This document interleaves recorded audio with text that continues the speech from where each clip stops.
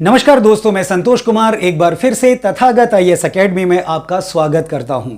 दोस्तों, आज हम फिर से ज्वलंत मुद्दे को लेकर आपके सामने हाजिर हुए हैं और ये ज्वलंत मुद्दा है एड्स यानी एचआईवी की बीमारी।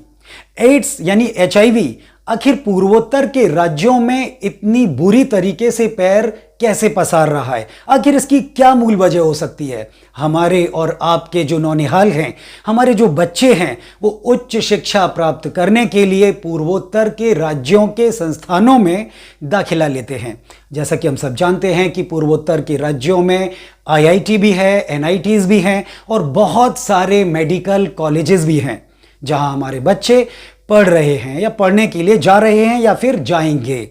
आखिर उनकी वहां जिंदगी, आखिर उनका वहां जो स्वास्थ्य है वो कितना स्वस्थ रह सकता है, कितना सुरक्षित रह सकता है? यानी हमारे बच्चे एड्स यानी एचआईवी की बीमारी से पूर्वोत्तर के राज्यों में कितने सुरक्षित हैं?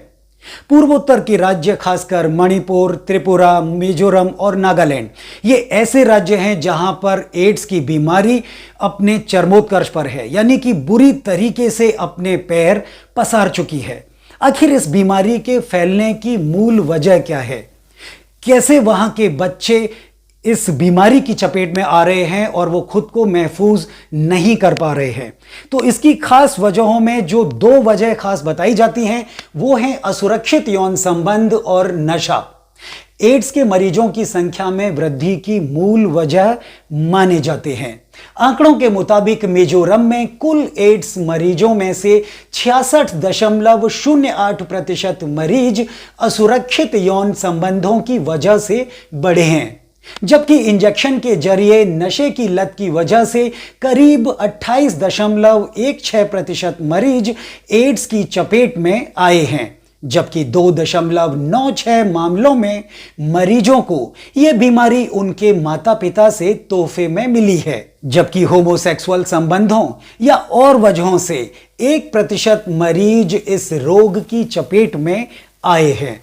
आलम यह है कि एचआईवी की चपेट में आने वाले 42.38% मरीजों की उम्र महज 25 से 34 वर्ष के बीच में है, जबकि 23.03% मरीजों की उम्र मात्र 15 से 24 के बीच है।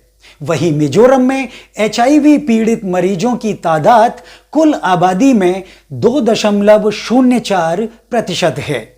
मिजोरम के स्वास्थ्य मंत्री आर लालथंगलियान ने एचआईवी और एड्स पर संयुक्त राष्ट्र कार्यक्रम की अंतर्राष्ट्रीय निदेशक रोगान हॉफमैन से वॉशिंगटन डीसी में मुलाकात कर मौजूदा स्थिति से अवगत कराया और हर संभव मदद प्रदान करने को कहा। मिजोरम में औसतन 9 लोग हर दिन एचआईवी पॉजिटिव पाए जा रहे हैं। तो आखिर इतनी बड़ी तादाद में पूर्वोत्तर के जो छात्र हैं, पूर्वोत्तर के जो लोग हैं, वो एड्स की चपेट में आते जा रहे हैं। भारत के मिजोरम में अनुमानित वयस्क एचआईवी प्रसार सबसे ज्यादा है, यानी कि 2.37%। उसके बाद नागालैंड में 1.44% और मणिपुर में 1.15% था। बावजूद इसके त्रिपुरा से आई एक रिपोर्ट के मुताबिक स्कूलों कॉलेजों में एचआईवी के करीब 828 नए मामले सामने दिखाई दिए, यानी कि 828 नए मामले सामने आए हैं, जिनमें हाल ही में करीब 47 छात्रों की मौत हो चुकी है। ये आंकड़े 220 स्कूलों और 24 कॉलेजों में सर्वेक्षण और 164 स्वास्थ्य केंद्रों के माध्यम से जुटाए गए हैं। सबसे गंभीर बात तो यह है कि करीब 200 से ज्यादा एचआईवी पीड़ित जो छात्र हैं वो उच्च शिक्षा के लिए देश के दूसरे शहरों में रह रहे हैं। इन सभी आंकड़ों को करीब 17 वर्षों से लगातार मॉनिटर किया जा रहा है।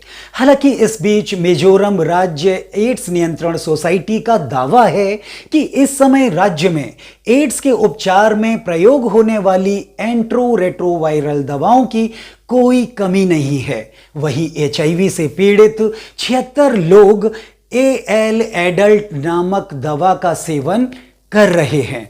तो ये तो सरकार के दावे हैं कि हम कितना बचाव कर रहे हैं, किस तरीके से जांच केंद्र स्थापित कर रहे हैं और किस तरीके से छात्रों को अवेयर कर रहे हैं।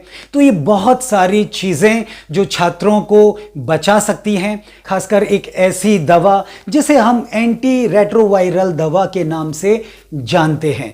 बावजूद इसके हम सब डरे हुए हैं, क्योंकि जो हमारे बच्चे हैं, हमारे जो छात्र हैं, वो वहाँ के कॉलेजेस में, स्कूल्स में कितने सुरक्षित हैं, क्योंकि उनकी सुरक्षा की वहाँ कोई जिम्मेदारी या कोई गारंटी नहीं है कि वो वहाँ पूरी तरीके से सुरक्षित हैं। हम लोग NITs को देखते हैं, IITs को भी देखते हैं, वहाँ पर छात्रों पर बहुत अंकुश लगाए गए हैं।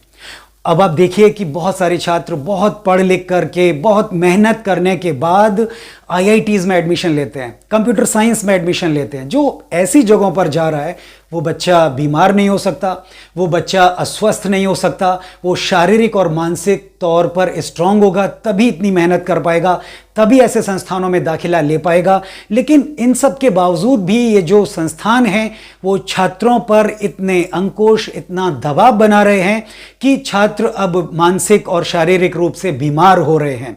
कई संस्थानों में छात्र बीमारियों से ग्रस्त हैं, सामान्य बीमारियों से। किसी को लूज मोशन हुआ है, तो किसी को जुकाम खांसी हुआ है, और कोई सीजनल जो डिजीज़ हैं, जो सीजनल बीमारियां हैं, उनसे पीड़ित हैं। लेकिन वहाँ उनके इलाज के लिए कोई व्यवस्था नहीं है। जो स्कूल का यानी कि जो कॉलेज का जो प्रशासन है वो छात्रों को बाहर नहीं निकलने दे रहा है, बाहर नहीं आने जाने दे रहा है, और यदि बच्चे आ जा भी रहे हैं तो उन्हें कड़ी निगरानी में रखा जा रहा है। उनसे बहुत कुछ दस्तावेज़ों पर हस्ताक्षर कराए जाते हैं, लिखवाया जाता है। जो लड़के और लड़कियां हैं उनको भी दूर दूर रखा जा रहा है, साथ में उनको नहीं बैठने दिया जा रहा है, बात नहीं करने दिया जा रहा है। तो ऐसे में ये ठीक है कि वो बचाव की एक ये इनकी योजना हो सकती है, वो बच्चों को बचाना चाहते हैं, वो छात्रों को एड्स या HIV से बचाना चाहते हैं। लेकिन इसकी आड़ में हमें ये भी चीज़ें देखनी चाहिए कि जो छोटी छोटी बीमारियां हैं, जुकाम है, खांसी है, बुखार है, मेरी हम्बल रिक्वेस्ट है कि उनको किसी भी तरीके से यानी हर संभव उनको मदद दी जाए, उनको स्वास्थ्य सुविधाएं दी जाएं, और उनको एक डॉक्टर उपलब्ध कराया जाए, और साथ ही साथ दवाइयां भी उनको पहुंचाई जाएं, तो ज़्यादा बेहतर होगा। तो आज के लिए बस इतना ही। फिर हम कल किसी नए टॉपिक के साथ आपसे रूबरू होंगे। तब तक के लिए नमस्कार।